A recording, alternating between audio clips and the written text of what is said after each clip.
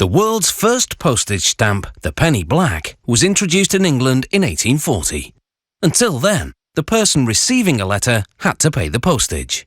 The penny black was black, cost 1 penny, and featured Queen Victoria's profile. Since then, stamps have come a long way. Today's postage stamps feature all types of illustrations. A graphic artist produces a design concept, working the computer cursor like a paintbrush on a canvas. Once approved, the design goes to the printing company.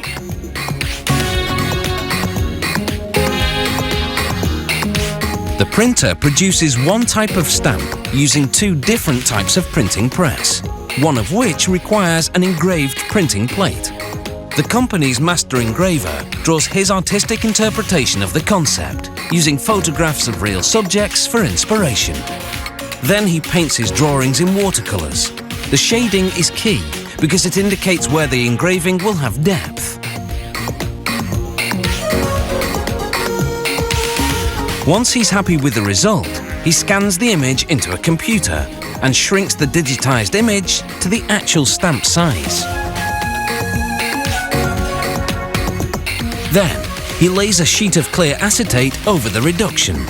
With a tool called a point, he etches the main elements into the sheet. This etching process is known as scribing.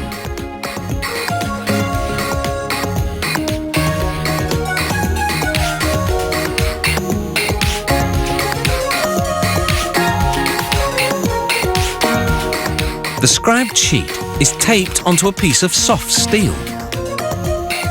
The metal surface is coated with beeswax. Then the sheet is laid down again and rubbed with a burnishing tool, transferring the scribed image to the wax coating.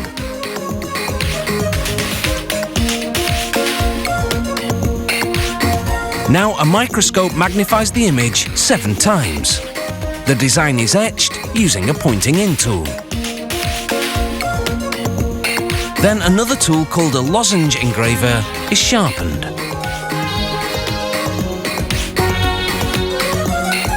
With that, the engraver deepens the etched lines of the design's focal point. This adds depth, which will make the deer appear almost 3-dimensional on the finished stamp.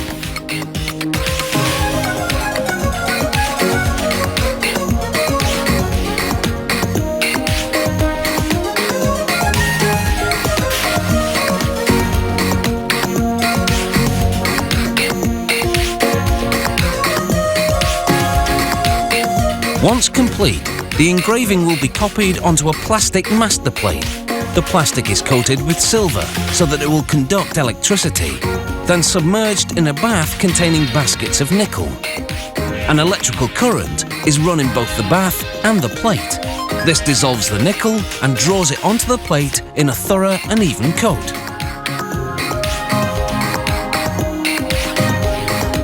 The excess nickel along the perimeter is removed. Then the printing plate is extracted before being coated with chrome. Now it's ready to go into the intaglio printing press, a specialized machine used to print only selected elements on certain types of stamps. This machine, meanwhile, produces the templates for carving shablons, the rollers on the intaglio press that transfer ink to the printing plates. Here the machine traces a pattern for one of the stamp's intaglio elements, guiding a router on the other end to reproduce it, in half the size, in thick plastic.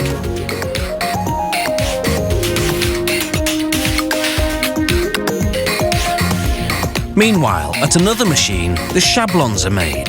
Several ingredients are poured into a roller-forming machine. Exactly what they are is a closely guarded company secret. The mix heats to about 180 degrees Celsius.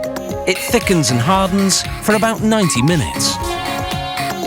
Now, an automated routing machine with multiple heads goes to work. Following the plastic template, the heads carve away at the rubber, leaving behind a raised design in the shape of the elements the intaglio press will print. It's this raised area that transfers the ink to the printing plate. But these stamps are only halfway to their destination. never slow up, no I don't take shit, I got no love